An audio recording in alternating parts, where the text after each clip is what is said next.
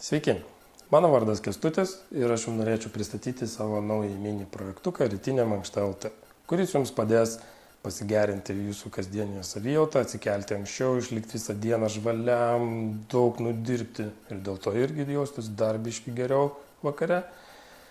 Taip pat pasigerinti jūsų koordinaciją bei motoriką, kam aktualiau susireguliuoti mitybą bei svorį.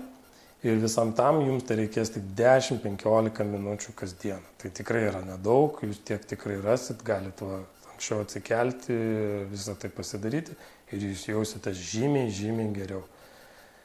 Tai va, jeigu jums tai aktualu ir jums tai įdomu, po video rasite viską, kaip nepraleisti ateinančios visos jums aktualios informacijos.